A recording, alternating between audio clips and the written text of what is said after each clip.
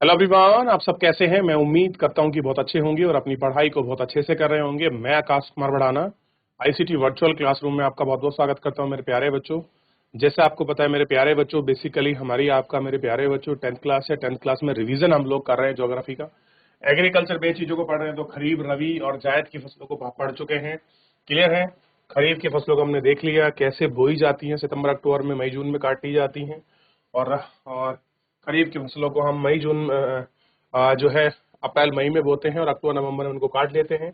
इन दोनों के बीच में जो फसल बोई जाती है उनको हम जायद यानी कि खीरा, ककड़ी, सब्जी जो होती है, इनको हम जायद की फसल की कैटेगरी के अंतर्गत रखते हैं। और हमने इन सारी चीजों को यहाँ तक अच्छे से आपका देख लिया कि कौन सी फसल उगाने के लिए कितना कितना टेम्परेचर जरूरत होता है, बाजरा उगाने के लिए क्या आइडियल कंडीशंस हैं, इनको हम लोग आपका अपने लेक्चर में अच्छे से देख चुके हैं। और जो है लेक्चर में हम लोग आपका बात भी कर चुके हैं। क्लियर है। तो यहाँ तक इतना डाउट जो था वो आपको क्लियर हुआ कि नहीं हुआ? पहला प्राइम क्वेश्चन यही है हमारा। क्लियर है, देख लिया। चलिए, यहाँ तक कोई डाउट, कोई क्वेरी किसी प्रकार का? चलिए आगे बढ़ जाएं। अब हम बात करते हैं पल्सेस की। जो हमारी दालें हैं, हम जो दाल हैं उनको हम देखते हैं कि भैया क्या स्थिति में है, दालों की क्या कंडीशन है, भारत में कैसे उगाई जाती है, उपभोग का क्या मसला है। थोड़ा इसको देख। भारत विश्व में दाल का सबसे बड़ा उत्पादक तथा उपभोग देश है। तो उत्पादन भी हम खूब करते हैं और हम खाते भी खूब। आपको पता दाल हमारे यहाँ बड़ी बहुत ज्यादा मात्रा में इंटेक होती है। तो शाकाहारी खाने में सबसे ज्यादा दाल आपके प्रोटीन दायक है। जैसे अरहर की दाल, उड़द, मूंग, मसूर, मटर और चना भारत की प्रमुख दलहनी फसलें हैं। कैसी हैं? तो जिनको हम दाल वगैरह कहते हैं, जो आपको सरसों वगैरह, ये कौन सी फसल की कैटेगरी में आती है? दलहन की फसलों में, यानी कि जिनकी फली होती है बेसिकली, उनको हम दलहन की फसल कहते हैं। क्लियर है। अब देखिए, क्या आप बता सकते हैं कि इनमें से कौन सी दाल खरीफ की फसल की है और कौन सी दाल आपका रबी की फसल में उगाई जाती है? ठीक, तो ये आपको बताना है। क्या बताना है कि कौन सी दालें रबी की हैं और कौन सी दालें अब खरीफ की फसल की हैं? बताओ। तो एक चीज ध्यान रखना, रबी में जो है अब सर्दियों में बोई जा रही है, अक्टूबर नवंबर, यानी कि चना, मटर और मसूर। ये तो हम कर देंगे आपका चना, मटर और मसूर। ये वाली दो जो दाल है, ये किसकी हो गई? ये होगी रबी की। और उड़द हो गई, तोर हो गई, और ये सारी दालें हो गई आपका खरीफ की। किसकी हो गई? खरीफ की। क्लियर है। ये आपको ध्यान रखना।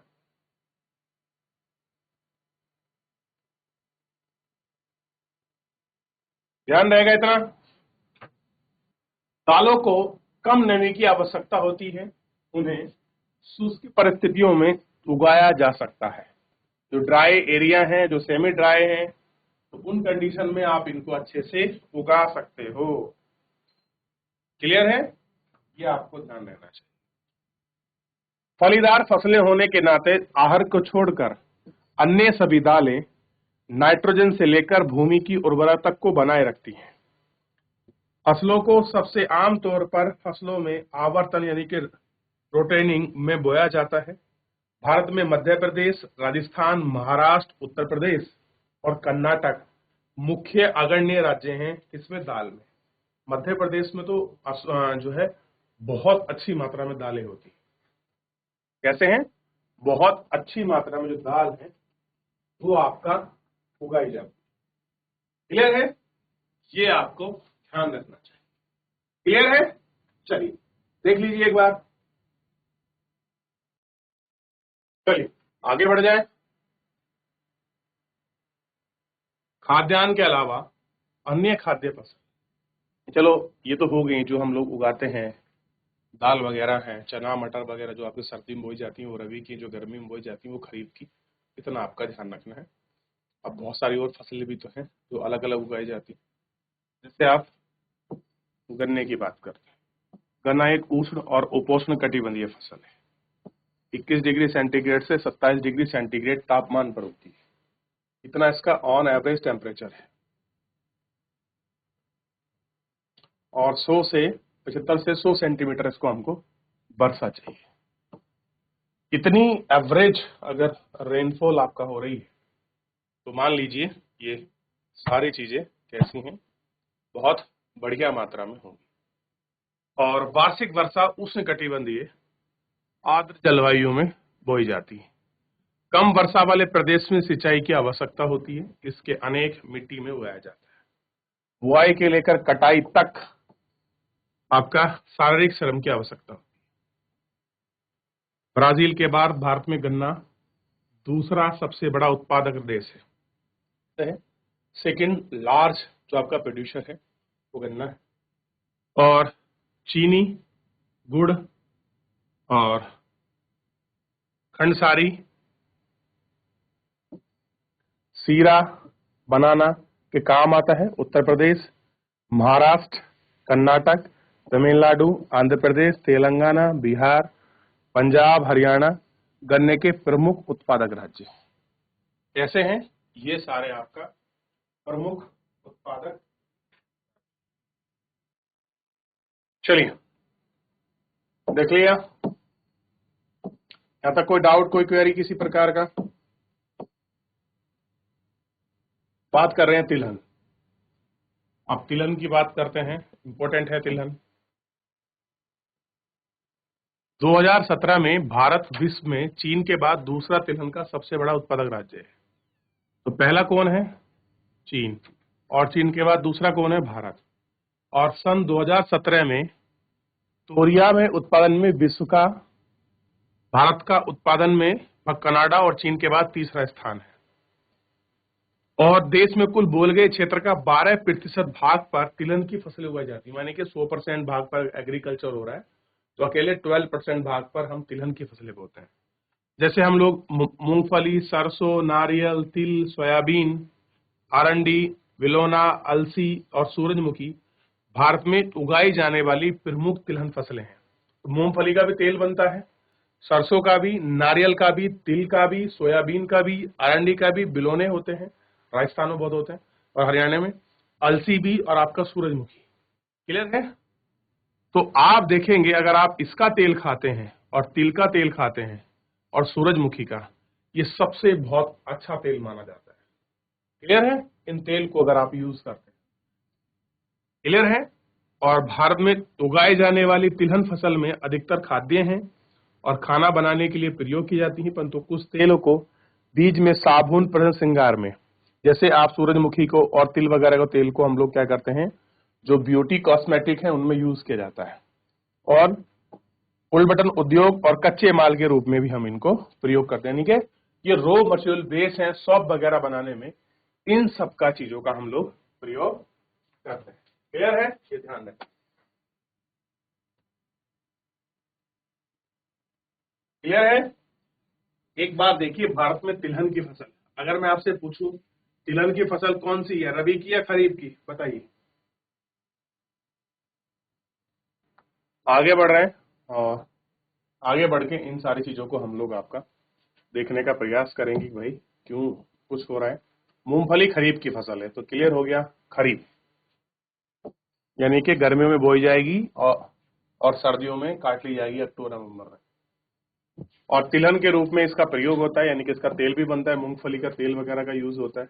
अब देखिए, ये आप देखेंगे, ये आपकी मूंगफली है, ये आपकी आपके सूरजमुखी है, और ये आपकी सरसों है।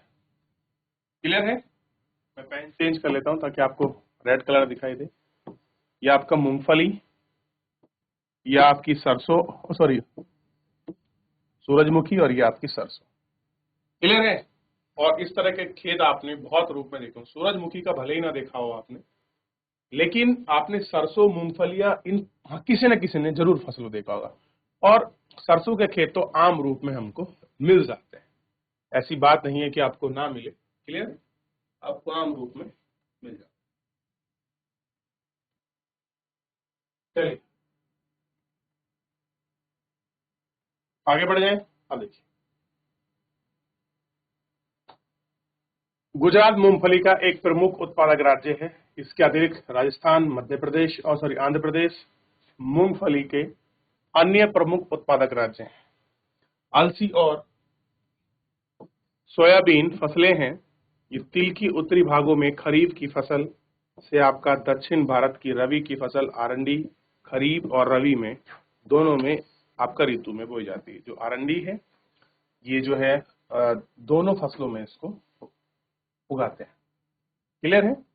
अब हम बात करते हैं चाय की। तो आप देखिए ये कुछ इस तरीके से चाय के एक बड़े बड़े प्लॉट हैं जिनको हम क्या कहते हैं, हम बागान कहते हैं।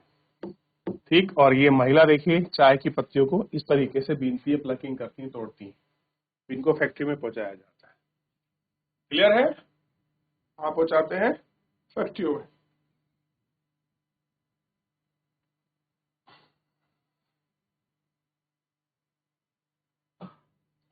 चाय की खेती रोपण कृषि का एक उदाहरण है। किसका है? रोपण कृषि का। यह एक महत्वपूर्ण पेय पदार्थ है और खरीफ की फसल है। सॉरी, कैसा है? पेय पदार्थ है। और शुरुआत में अंग्रेज भारत लाए और अधिकतर चाय बागान के मालिक भारतीय हैं। चाय का पौधा उष्ण और उपोष्ण कटिबंधीय है, ये मैंने कल भी बताया था। उष्ण और उपोष्ण कटिबंधीय जलवायु, ह्यूमस और जीवाश्म युक्त मिट्टी, सुगम जल निकास वाले ढलाव क्षेत्र में भली भांति उगाया जा सकता है। यानी कि उष्ण में चलेगा और उपोष्ण में चलेगा। इसलिए दार्जिलिंग का पाट कैसा है? उपोष्ण वाला है। और केरल और कर्नाटक का पात्र कैसा है? जो पाट है वो उष्ण वाला है। इसलिए दोनों जगह उगा रहे हैं। कह रहे चाय की झाड़ियों को उगाने के लिए वर्ष भर पूर्ण नमी और पाला रहित जलवायु की आवश्यकता होती है। ठंडा भी रहे, नरम भी रहे, पाला रहित रहे जलवायु के। भारत वर्ष भर समान रूप से होने वाली वर्षा की बौछार कोमल पत्तियों के विकास में सहायक होती है। चाय एक श्रम सघन उगाया जाता है। इसके लिए प्रचुर मात्रा में सस्ता और कुशल श्रमिक होना चाहिए। इसकी ताजगी को बनाए रखने के लिए चाय की पत्तियां बागान में की जाती हैं। और चाय के प्रमुख उत्पादक क्षेत्र असम और पश्चिम बंगाल के दार्जिलिंग, जलपाईगुड़ी जिलों में, पहाड़ी और तमिलनाडु और केरल के अलावा हिमाचल प्रदेश, उत्तराखंड, मेघालय, आंध्र प्रदेश और त्रिपुरा आदि राज्यों में चाय उगाई जाती है। सन 2017 में भारत विश्व में चाइना के बाद दूसरा उत्पादक राज्य है। तो ध्यान रखना, हम चाय को उत्पादन भी खूब करते हैं और उपभोग भी खूब करते हैं। तो कहानी कैसी है? कुछ कुछ दाल जैसी है। यानी कि हम पल्स को क्या करते हैं, जो हमारी पल्सेस हैं, जो हमारी दालें हैं, हम उनका प्रोडक्शन तो अच्छी मात्रा में करते हैं। हम रबी की फसल भी चना, मटर जो इत्यादि है इनको बोते हैं। और जो हम मसूर है वो भी आपका जो है उसकी है रबी की है। वही तोर है, अरहर है, मूंग है, उड़द है और बहुत सारी दालें हैं, कुलद वगैरह की हैं। और जो पहाड़ की दालें हैं वो भी अलग अलग आपके सीजन में बोई जाती हैं। कह रहे उगाते तो हैं, लेकिन उसके साथ हम प्रोटीन के सोर्स ऑफ प्रोटीन के रूप में हम उनका इंटेक भी काफी मात्रा में करते हैं। तो ये चाय को लेकर है। आइडियल टेम्परेचर तो आपको पता ही होना चाहिए, तो उसके नियरेस्ट ही होगा। क्लियर है। 27 के राउंड ऑफ हो जाएगा। मिट्टी भी आपको पता है दोमट हो तो अच्छी बात है, बस ढाल युक्त होनी चाहिए। अम्लीय मिट्टी हो तो और अच्छी हो। बात कर रहे हैं कॉफी की। कॉफी को अगर आप देखोगे, कॉफी, भारतीय कॉफी की अपनी गुणवत्ता के लिए सुविख्यात है। कि देखिए भले ही अंग्रेज भारत में लेके आए, लेकिन जो अरबिक क्वालिटी की जो कॉफी होती है, उस कॉफी की जो गुणवत्ता है, जो क्वालिटी है, जो उसकी खुशबू है, ऐसी नहीं मिलती। ठीक, आप देखिए तो कैसी है? विश्व विख्यात है। हमारे देश में अरेबिका एक किस्म होती है कॉफी की। अरेबिका किस्म की पैदा की जाती है, जो अरब में यमन, कहां से लाए थे हम लोग? यमन से। इस किस्म की कॉफी विश्व भर में अधिक मांग है। इसकी कृषि की शुरुआत बाबा बदून की पहाड़ियां, अब आप ढूंढिए बाबा बदून की पहाड़ियां कहां पर हैं? छत्तीसगढ़ में हैं, नीचे हैं, देखना है।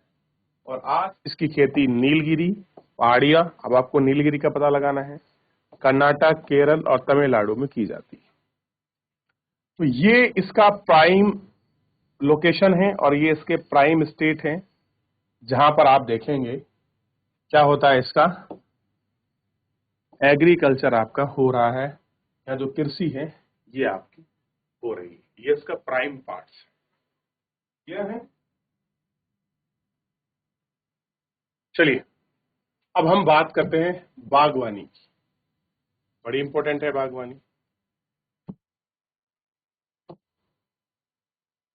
कह रहे हैं कि बागवानी फसलें सन 2017 में भारत का विश्व में फल और सब्जी के उत्पादन में चीन के बाद दूसरा नंबर है। फर्स्ट में चाइना है और भारत का जो है सेकंड प्लेस है। भारत उष्ण कटिबंधीय और शीतोष्ण कटिबंधीय, यानी कि गर्मी के क्षेत्र में भी और ठंडी के क्षेत्र में भी दोनों जगह हम फल और सब्जी उगा सकते हैं। भारतीय फलों में महाराष्ट्र, आंध्र प्रदेश, तेलंगाना, उत्तर प्रदेश, पश्चिम बंगाल और असम के बंगाल के आम, नागपुर चेरापूंजी में संतरे, केले, मिजोरम, महाराष्ट्र, तमिलनाडु अनानास वगैरह होते हैं नॉर्थ ईस्ट में, बिहार में लीची, मेघालय में अनानास, आंध्र प्रदेश और तेलंगाना महाराष्ट्र में अंगूर, हिमाचल प्रदेश जम्मू में सेब और नाशपाती और किन्नू, खुबानी, अखरोट, ये विश्व भर में उगाए जाते हैं। ये कैसी हैं? वाणिज्यिक जो फसलें हैं, उन फसलों के पार्ट में इनकी काउंटेबल जो है काउंटिंग हम लोग करते हैं। तो बड़े अच्छी मात्रा में ये लोग फसलें को उगाते हैं। चलिए, तो आपने देख लिया कि कहां कहां पर कितनी फसलें उगाई जाती हैं। चलिए आज के लिए इतना ही, मिलेंगे नेक्स्ट लेक्चर में। धन्यवाद।